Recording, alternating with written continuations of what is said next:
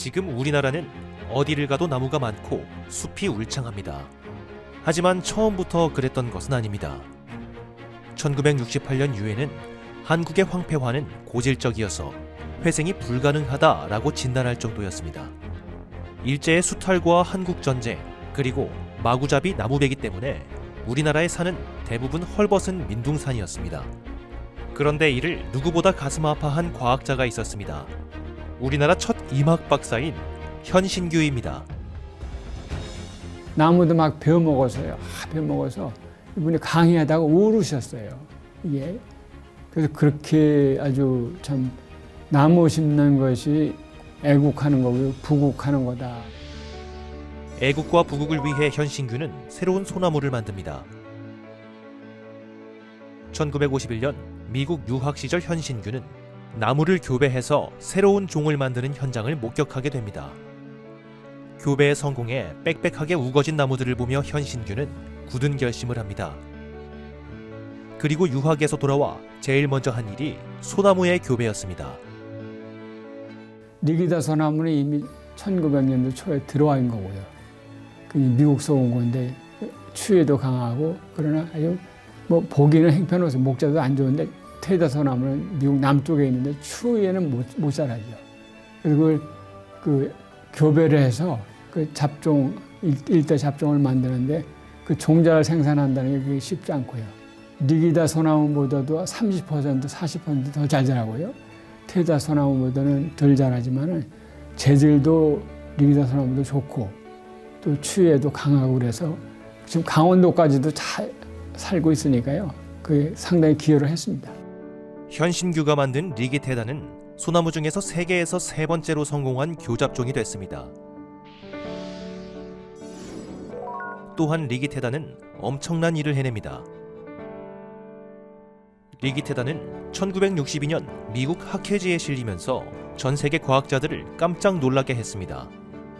미국 산림국도 현신규에게 리기테다 종자를 얻어 탄광 지역에 심었습니다. 그 결과 산림이 훌륭하게 살아났고 리기테다를 경이로운 나무, 원더트리라고 불렀습니다. 그리고 그 덕에 당시 미국 의회에 올라온 한국 원조 삭감안이 부결됩니다. 사실 삭감하려고 했는데 그 알렉산더 어떤 분이 그 상원의원이 그렇지 않다. 대한민국은 열심히 해서 지금 부지런한 국가다. 그때 당시는 전부 안 부지런하지 않고 게으른 국가로 생각했거든요. 그런 나무가 있다. 그래서 그걸 보여줘서 그러냐. 그걸 실제로 다 보여주니까 그 감동을 갖고 그 예산을 삭감하지 않고 계속 지원했다는. 현신규가 만들어 해외에 수출까지 한 나무도 있습니다. 바로 은수원 사시나무입니다. 예전에 산림 녹화용으로 많이 심던 이탈리아 퍼플러의 단점, 즉 평지 혹은 하천 부지에만 심을 수 있는 한계점을 극복한 획기적인 신품종이었기 때문에 세계적으로도 화제가 많이 되었죠. 엄청나게 빨리 자라는 속성수인데 건조한 땅에도 잘 자라고 계곡에서도 잘 정착하는 장점을 가지고 있습니다. 또 짙은 그늘을 만들고 오염에 견디는 힘이 강해서 가루수종으로도 인기가 많았습니다. 우리나라는 헐벗은 산이 많아 해마다 한국 정부는 현신규의 은수원 사시나무를 전국에 대량으로 심었습니다. 빨리 무성하게 자라는 이 나무 덕에 조림 효과가 눈에 띄게 나타났습니다. 현사시나무는 호주, 뉴질랜드, 유럽에도 보급되어 좋은 반응을 얻었는데요. 포플러나무 나무 낙엽병으로 큰 피해를 입고 있던 호주와 뉴질랜드에서도 1976년부터 이 현사시나무를 대거 수입해 전국적으로 심어 효과를 많이 봤죠. 뉴질랜드에서는 이 나무를 수원사시나무의 서식지였던 수원 여기산의 이름을 따 여기라고 부릅니다.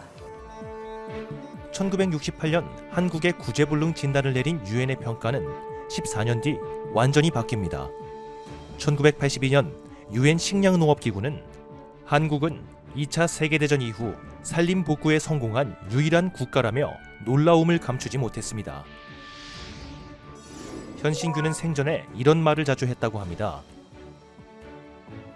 평생을 나무하고만 살아왔다. 그러다 보니 내가 나무 속에 있는지 나무가 내 안에 있는지조차 모를 느낌이 들 때가 많다. 현신규는 1960년 한국임학회, 1969년 한국육종학회 창립을 이끌어 우리나라 임학계의 연구 분위기를 고취시켰습니다.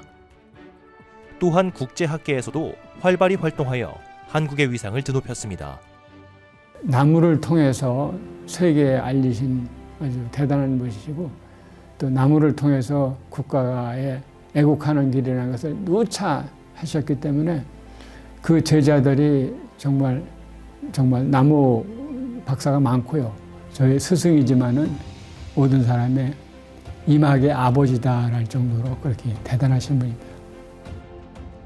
현신규는 1986년 74세 나이로 타계합니다. 그동안 심은 나무의 수가 무려 2억 9천만 그루였습니다. 유엔조차 포기한 황무지에서 애국과 부국의 일념으로 지금의 풍요로운 산림 자원을 일군 현신규. 우리의 위대한 오늘을 만든 과학기술 유공자입니다.